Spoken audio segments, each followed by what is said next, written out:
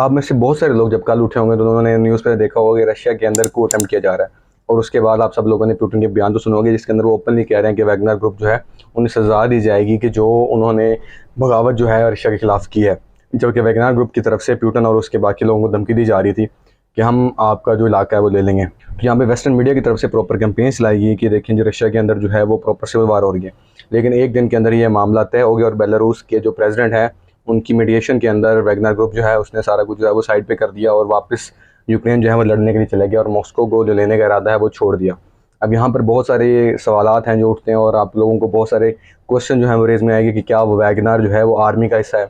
बिल्कुल भी नहीं। तो इसे हम एक्सप्लेन करेंगे कि वैगनर जो है वो आर्मी का हिस्सा क्यों नहीं है, या प्राइवेट मिलिशिया का क्या कंसेप्ट है, इसको रखा ही क्यों गया है, और आज के दिन जो कू हुआ था ये क्यों हुआ था, और उसके बाद क्यों के आगे वाली जो हालात होंगे वो क्या बनेंगे। सबसे पहले अगर हम देखते हैं कि मर्सनरीज़ यानी कि प्राइवेट मिलिशिया यानी कि प्राइवेट आर्मी का कंसेप्ट जो है वो बहुत पहले रहा है। प्राइवेट आर्मी इसलिए भी बेहतर होती थी क्योंकि लोग जो है वो अपनी आर्मी के ऊपर अपने लोगों को मरवाना भी नहीं चाहते थे और अपने लोगों के ऊपर जो है वो खर्चा भी ज़्यादा नहीं करने चाहते थे। तो इसलिए वो कोशिश करते थे कि आर्मी को रेंट ही ले लिया जाए और उससे जो है जंगें लड़वाई जाए। और हिस्टोरिकली भी इसके बहुत सारे हमें जो है वो मिलते हैं।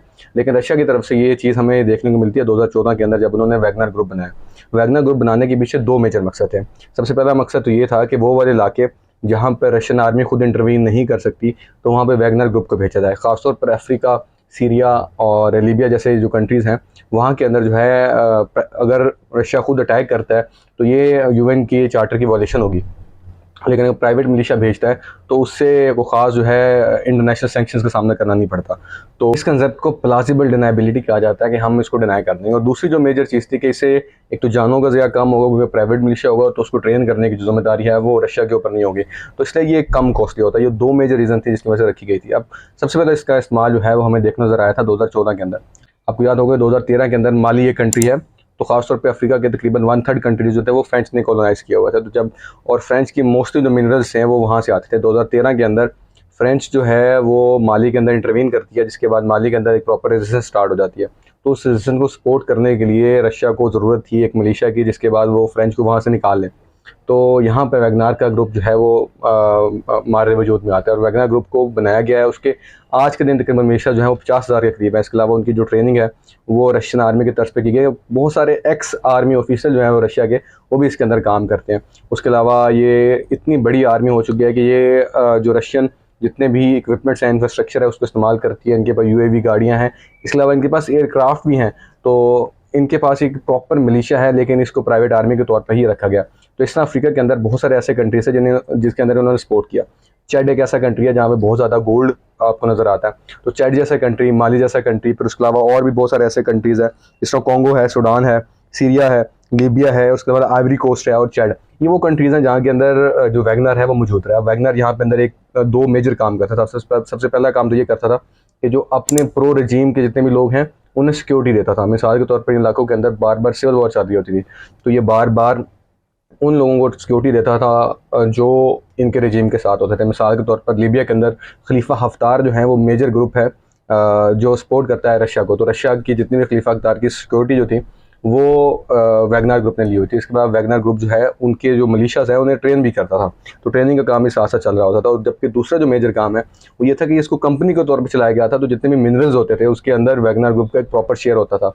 चैड के अंदर गोल्ड माइन, लीबिया के अंदर ऑयल और इस तरह बहुत सारे कंट्रीज़ के अंदर माली के अंदर यूरेनियम। तो ये तमाम वो चीज़ें हैं जिसको वो कंट्रोल करता था और उनकी अपनी प्रॉपर कंपनीज़ हैं दुबई के अंदर रजिस्टर्ड। तो यहाँ से जो मिनरल्स हैं निकाल के दुबई ले जाई जाती थी और वहाँ मार्केट में सोल्ड करी जाती थी। तो इस तरह ये बिज़नेस काफ़ी हद तक चलता रहा और बहुत सारी जगह पर अपने रजीम जो है वो सेफ भी किया गया। जिस तरह सीरिया वॉर के अंदर हमें बशार अल असद का जो रजीम है वो वैगनर ग्रुप की तरफ से सेव होता काफ़ी हद तक नज़र आता है क्योंकि प्रो कुर्दिश ग्रुप जो कि यूएस की तरफ से बैक्ड है उसको वैगनर ग्रुप ने बड़ा टफ टाइम दिया था वहाँ पे। तो इस तरह आज के दिन जो सीरियन प्रेसिडेंट है वो वैगनर ग्रुप को इस्तेमाल करने नजर आए हैं और लीबिया के अंदर भी और काफ़ी अफ्रीकन कंट्रीज को इस्तेमाल करते हैं।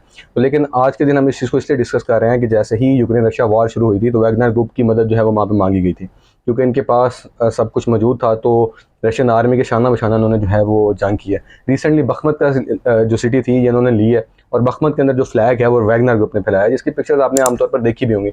लेकिन वहाँ से मामला ख़राब होना चाहिए कि जैसे ही इन्होंने बखमत के लाभ लिया तो इनकी अपनी जो आर्मी है ख़ासतौर पर जो डिफेंस मिनिस्टर है उसके दरमियान जो है वो फूट पड़ी है।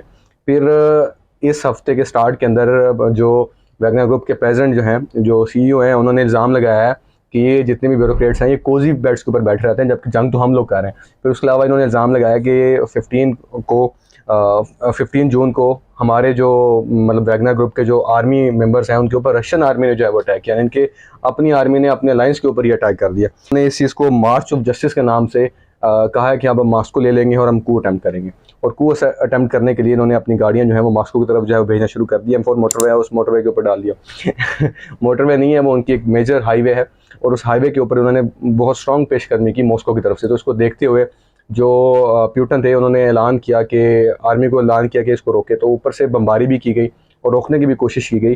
फिर लेकिन इससे पहले कि ये पहुंचे तो बेलारूस के जो प्रेसिडेंट हैं उन्होंने इन दोनों के जो कहना जो इश्यूज़ हैं उन्हें मेडिएट करवा कर इशू रिजॉल्व करवा दिया, और काफ़ी हद तक कंपनसेशन देने का भी वादा किया गया।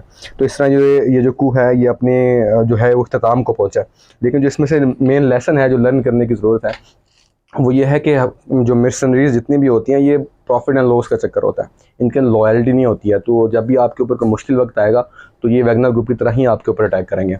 आज से 500 साल पहले एक बहुत मशहूर पॉलिटिकल साइंटिस्ट मैकियावेली ने अपने प्रिंस को ये अपने जो बुक थी द प्रिंस के अंदर उन्होंने ये कहा था कि जो उसके अंदर द प्रिंस को जो नसीहत की गई थी वो ये की गई थी कि कभी भी मर्सनरीज जो हैं उनको ना बनाया जाए, क्योंकि जब भी मुश्किल वक्त आएगा तो मर्सनरीज तो हमेशा किराए के ऊपर होते हैं। तो जब उन्हें जो है उसमें अंदर लॉस नज़र आएगा उस जंग के अंदर तो वो भाग जाएंगे और गद्दारी कर लेंगे, और वो पैसे के लिए कभी भी बिक सकते हैं। कुछ हमें यही वैगनार की शक्ल में नजर आता है। पाकिस्तान को भी यही चीज़ लर्न करने की ज़रूरत है कि अलबदर TTP और ऐसे बहुत सारी जमातें जिन्हें हम एक ज़माने में मुजाहिदीन के अगर ट्रेन करते रहें तो ये पाकिस्तान के गले का फंदा है जो अब हमें काट रहे हैं। तो कभी भी मर्सनरीज को जो है वो ना बनाया जाए, बल्कि थोड़ा मुश्किल गुण भरते हुए अपनी आर्मी को स्ट्रॉन्ग कर लिया।